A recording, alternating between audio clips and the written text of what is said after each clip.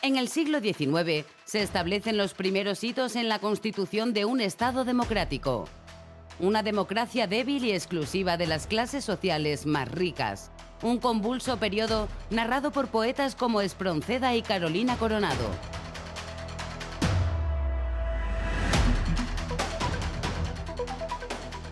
En los 35 años de reinado de Isabel II ocurrieron 2 guerras carlistas, 3 grandes desamortizaciones, 2 golpes de Estado y se sucedieron en el poder 36 presidentes de gobierno. De entre todos ellos, destacó el extremeño Juan Bravo Murillo. El siglo XIX y la Revolución Liberal. La muerte de Fernando VII en 1833 abrió un nuevo periodo para la historia de España. Atrás quedaba el antiguo régimen, un tiempo en el que el poder del rey era absoluto. El reinado del último monarca absolutista de España, y ese reinado se caracteriza por una lucha, un enfrentamiento constante entre los absolutistas encabezados por el rey y los liberales que intentan imponerse. Estas disputas estuvieron condicionadas por la sucesión al trono. Fernando VII dejó como heredera a su hija Isabel II, pero el hermano del rey, Carlos de Borbón, reclamaba la corona por ser el primer hombre en la línea sucesoria. Esta disputa dio lugar a las guerras carlistas, un nuevo enfrentamiento civil entre españoles. El carlismo muchas veces se ve como una disputa de carácter dinástico, pero en sí representa como una lucha encarnizada entre la España que siempre estaba ahí, entre la España tradicional, y luego también la nueva llegada de ideas que va encarnando el liberalismo político, económico y demás. Los carlistas defendían la continuación de la monarquía absolutista y el catolicismo más conservador. Los liberales, que muchos de ellos van regresando del exilio, instauran una monarquía parlamentaria apoyando a la reina Isabel II.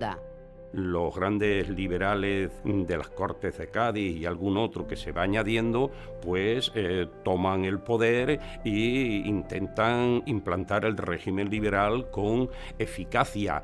No obstante, las fuerzas absolutistas también son muy importantes.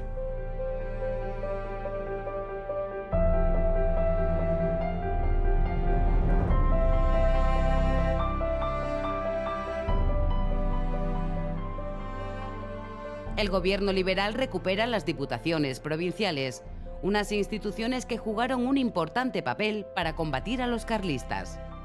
Principalmente los partidarios de la causa de Isabel II eran tropas regulares, eran tropas bien organizadas, bien pertrechadas e uniformadas y sostenidas principalmente, en el caso de Extremadura hay que destacar el papel de la Diputación de Badajoz y la Diputación de Cáceres a la hora de sufragar y a la hora de mantener estos cuerpos militares que sin lugar a dudas pues fueron muy importantes para batir a las guerrillas carlistas. El carlismo fraguó sobre todo en el País Vasco y Navarra. Desde allí se organizó una expedición militar hacia el sur con la intención de extender el conflicto.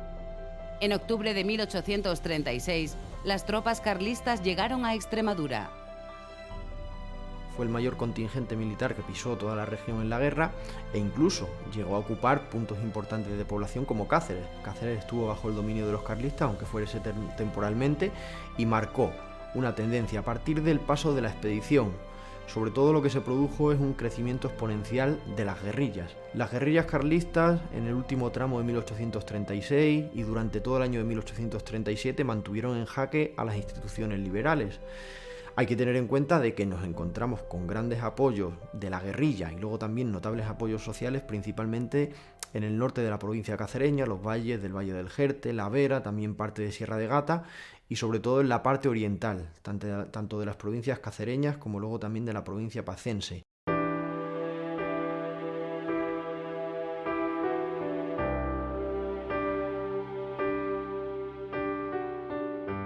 En Badajoz, la joven poetisa y activista liberal Carolina Coronado borda una bandera para la milicia nacional que lucha contra las guerrillas carlistas.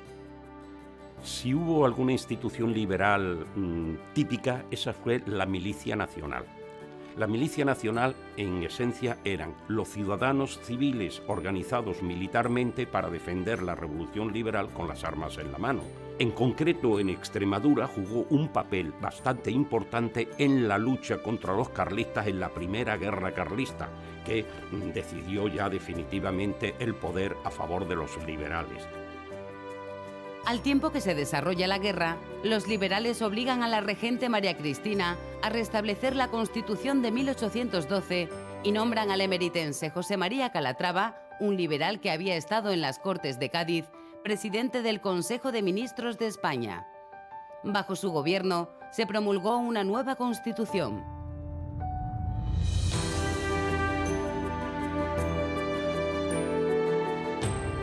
En el transcurso de los 7 años de la Primera Guerra Carlista, el poeta José de Espronceda va a escribir sus mayores éxitos literarios. Espronceda desarrolla una obra estrechamente ligada a su ideología política. Espronceda es un espíritu libre, abierto, luchando siempre contra el absolutismo, y esta lucha contra el absolutismo le lleva a la emigración en Portugal o le lleva al exilio en Londres y en París. En ambos sitios tiene que pasar muchas veces controles policiales en las fronteras y siempre testifica que ha nacido en Almendralejo. Ideológicamente está asociado al liberalismo, a ideas liberales, ya más tardías, pero bueno, Espronceda es un liberal.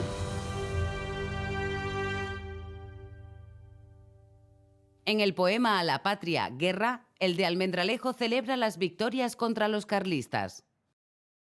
¡Alarma! ¡Alarma! ¡Mueran los carlistas! Y al mar se lancen con bramido horrendo de la fiel sangre caudalosos ríos, y atónito complete el océano sus olas combatidas con la traidora sangre enrojecidas.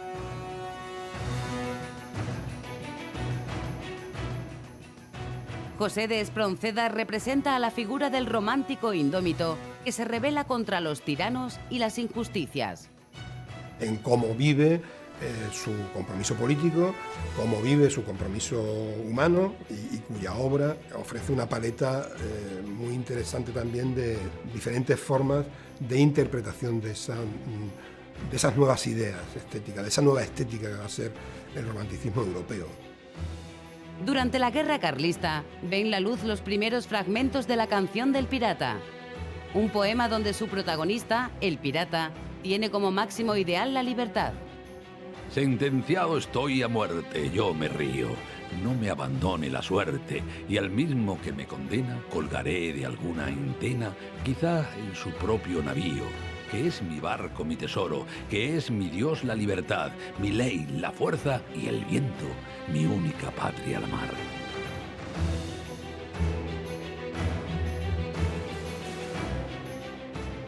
En 1840 finaliza la Primera Guerra Carlista con la victoria de los liberales.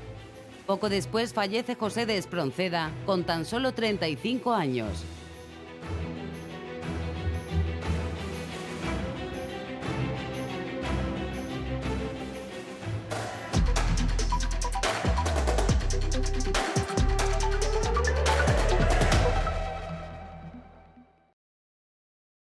Con el final de la Primera Guerra Carlista, se consolida el reinado de Isabel como monarquía parlamentaria.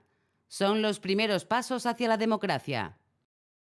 El liberalismo político es el padre de la democracia. Ahora, el liberalismo, por lo menos del reinado de Isabel II, 1833-1868, ¿fue democrático? No. Fue un régimen elitista y oligárquico.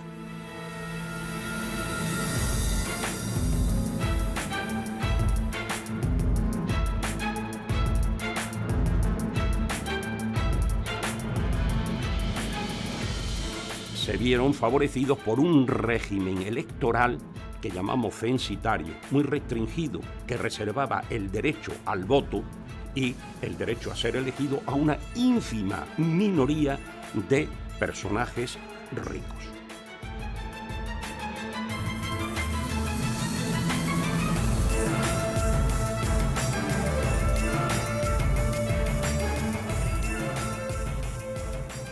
Esto representaba entre el 3 y el 7% de la población.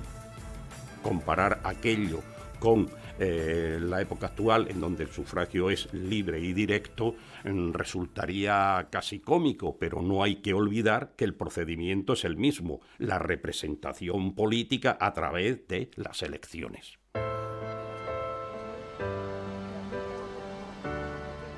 La democracia también llegó a Extremadura, pero igualmente en el proceso electoral solo participaban los hombres de las ricas y nobles familias locales.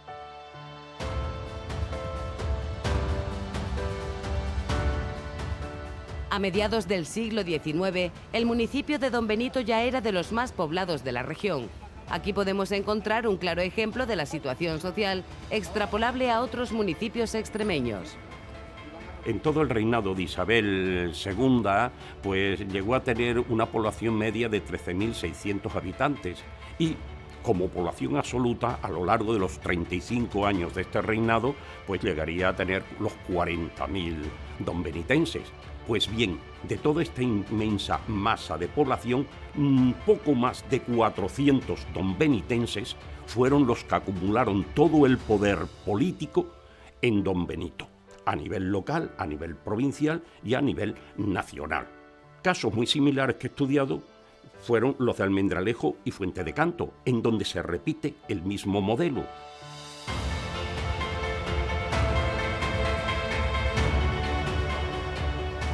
La ideología liberal se dividió en dos partidos: los progresistas, dispuestos a ir ampliando los derechos civiles, y los moderados, que defendían políticas conservadoras y tradicionales.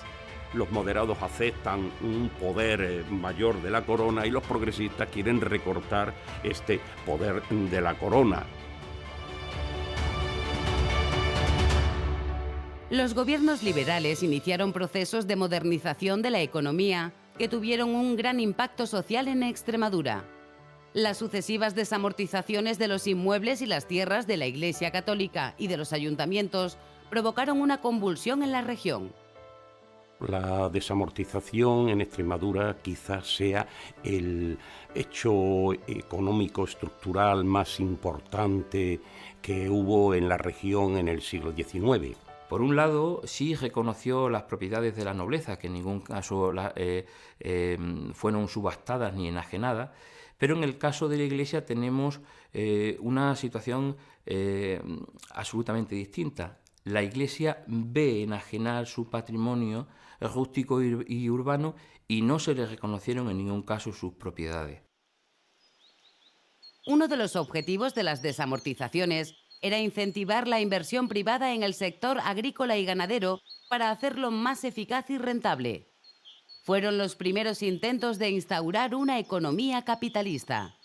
Segundo, obtener unos ingresos para el Estado que estaba pues muy acuciado por la deuda pública. Hay un tercer objetivo y es que las élites liberales burguesas pues quieren apropiarse de los bienes del clero y los ayuntamientos para su propio enriquecimiento. Es dinámica capitalista y eso se cumple.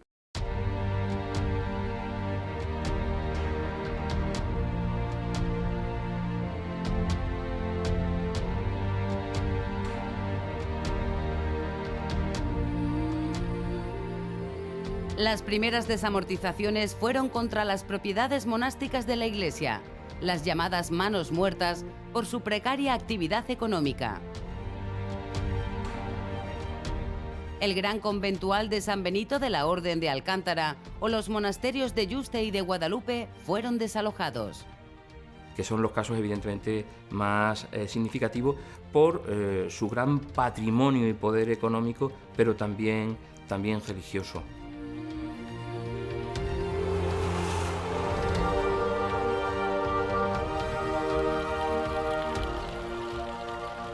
En Extremadura, la gran desamortización y posterior subasta pública la encontramos en el monasterio de Guadalupe.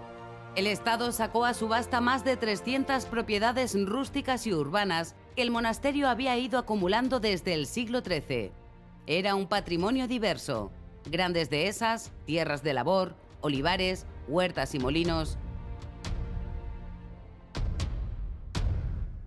En la Puebla se sacaron a concurso público los hospitales, palacios y casas que habían pertenecido al monasterio. El caserío urbano que se mueve en Guadalupe, como consecuencia de la desamortización, resultó extraordinario. De tal manera que fue objeto de una gran operación especulativa por parte de dos grandes beneficiarios que llegaron a comprar el 87% de las 110 casas que se subastaron en la desamortización urbana en la Puebla de Guadalupe. Y una prueba fehaciente de esta operación especuladora fue el hecho de que se llegaron a vender prácticamente vías casi enteras. Me refiero en concreto a la calle Eras, a la calle Berganza, a la calle San Bartolomé, a la calle Sevilla, donde un mismo comprador podía comprar 7, 8, 9, 10 y 15 casas seguidas. Muchas de las familias de clases sociales humildes que vivían en esas casas en un régimen de alquiler o cesión por parte del monasterio no tuvieron opción a competir en las subastas. La sacaba a pública subasta al mejor postor, con lo cual muchos de ellos sufrieron la pérdida de sus propias viviendas.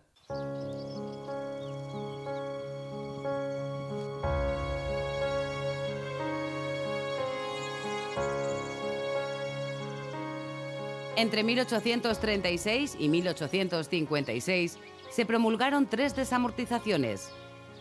En solo 20 años, más del 60% de los conventos extremeños pasaron a manos privadas. La salida de los religiosos y una mala planificación del Estado puso en peligro el inmenso patrimonio histórico-artístico que atesoraban estos edificios.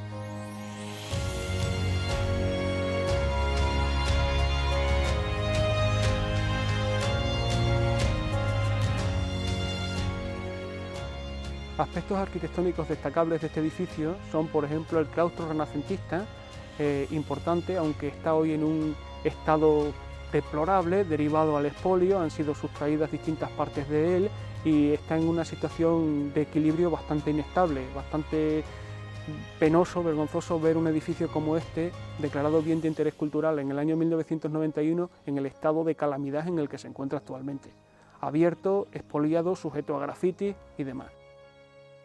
Los gobiernos liberales crearon comisiones que tenían por objeto catalogar y proteger el patrimonio. Sin embargo, no obtuvieron los resultados previstos. Si era habitual que las comisiones llegaran a los conventos y a los monasterios y simplemente contabilizaran el número de libros o contabilizaran el número de cuadros. Y a lo máximo que se podía llegar era una breve clasificación de cuadros viejos o en mal estado. Y por el otro lado, el escaso número de operarios que integraban las comisiones. Era imposible llegar a todos esos lugares.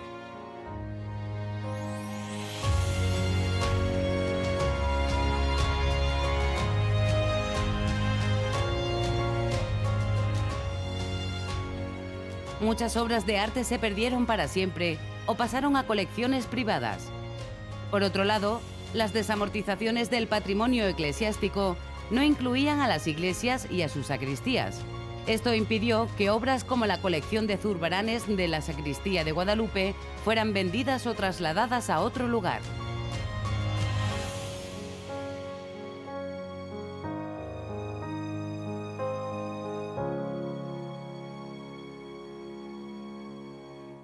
En Extremadura se pusieron a la venta más de 3.000 fincas urbanas. Muchas fueron demolidas para fomentar el desarrollo urbanístico. Que fue el paso de la ciudad conventual, con sus calles estrechas, sus palacios, sus callejas, a la nueva ciudad burguesa, definida ya por el liberalismo, con la llegada de grandes avenidas, de parques, nuevos edificios institucionales e incluso edificios industriales.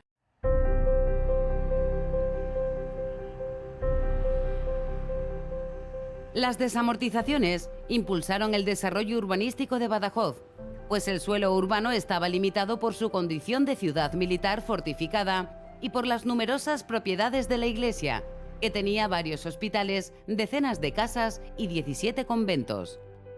Que se llegó a movilizar el 34% del caserío urbano de toda la ciudad de Badajoz. Unos valores realmente importantes que nos sitúan al nivel de Valladolid o al nivel de otras grandes capitales nacionales. La demolición de algunos edificios religiosos favoreció la aparición de una nueva calle, conocida en su momento como Real y hoy como Juan Carlos I.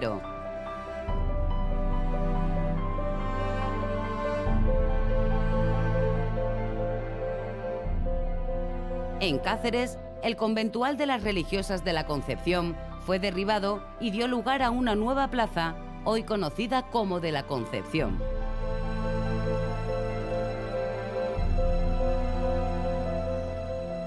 Las desamortizaciones también afectaron a las propiedades de los ayuntamientos.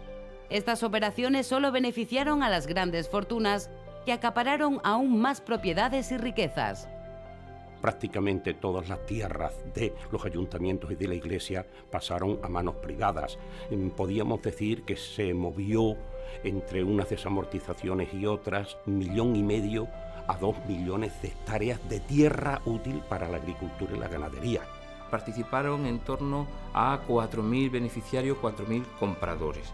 Y, lógicamente, entre esos beneficiarios no estaban las clases bajas. Es más, muchos de sus miembros no se enteraron de que se estaba produciendo este trasvase de fincas rústicas y urbanas durante todo el periodo del siglo XIX. Las desamortizaciones aumentaron las desigualdades sociales y perjudicaron gravemente a los campesinos que vivían de las tierras municipales. La desaparición de esas tierras municipales que pasan a propiedad privada van a empobrecer a los ayuntamientos y empobrecer a las grandes masas campesinas sin tierra o con pocas tierras, jornaleros, arrendatarios y pequeños propietarios. Las desamortizaciones liberales no alcanzaron los objetivos iniciales de fomentar la riqueza rural y la modernización del campo extremeño. Estos terrenos permitían al ayuntamiento pagar parte de sus gastos y además en épocas malas cedían parte de estos terrenos a los campesinos más pobres y eso deja de ocurrir y además el ayuntamiento ya tendrá que poner más impuestos para subvenir a los gastos municipales, con lo cual la situación del campesinado se ve afectada muy negativamente. Por eso el nivel de conflictividad social va creciendo y una de las reivindicaciones del campesinado será reforma agraria de contenido social.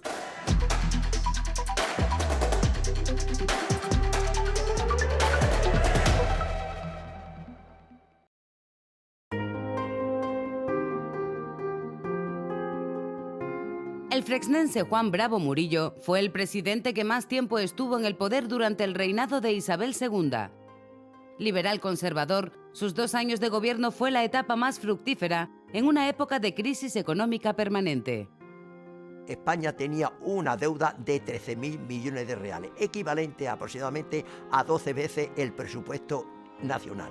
Entonces él, mediante una serie de medidas, en los 2 años que estuvo de presidente, redujo la deuda en un 40%. Nunca antes las acciones de un político beneficiaron tanto a la ciudadanía e iban a pervivir en el tiempo hasta nuestros días.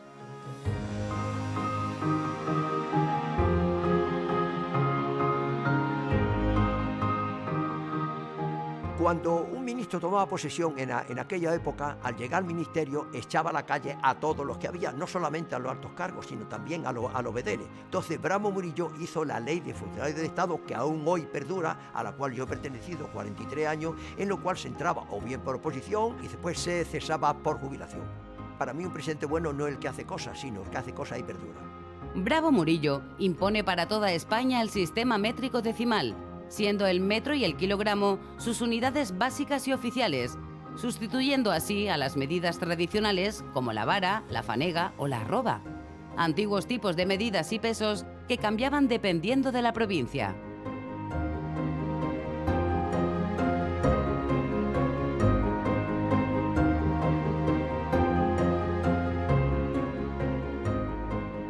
Madrid se consolida como la capital desde la que se irradia todo el poder del gobierno y Murillo impulsa la creación de la red de carreteras nacionales y la red ferroviaria que parten desde Madrid.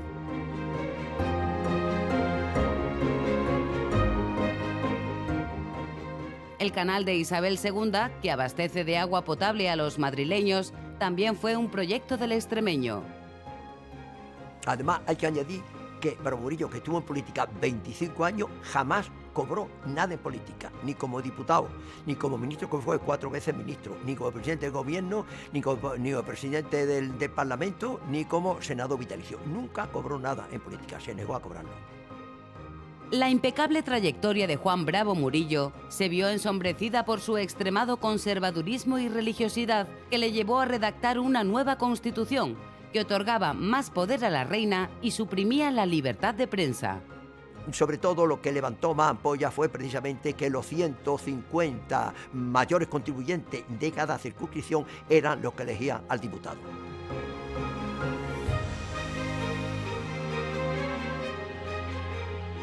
El extremeño dimitió como presidente y se dedicó a dirigir su prestigioso bufete de abogados y a escribir sus memorias, conocidas como opúsculos. 6 volúmenes que causaron gran sensación entre la clase política.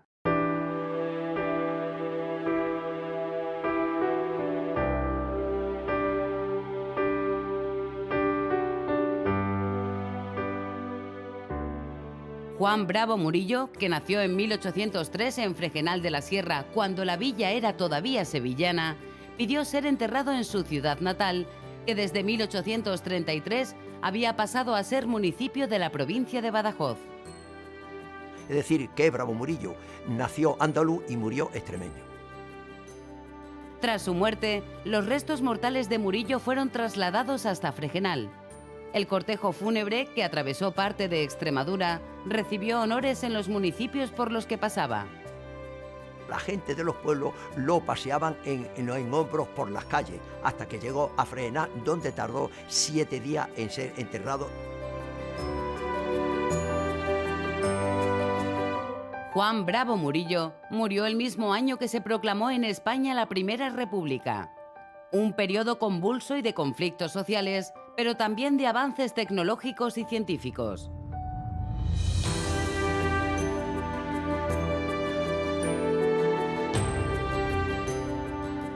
En el ocaso de la centuria se sientan las bases de la sociedad, la política y la cultura de la Extremadura que conocerá el siglo XX.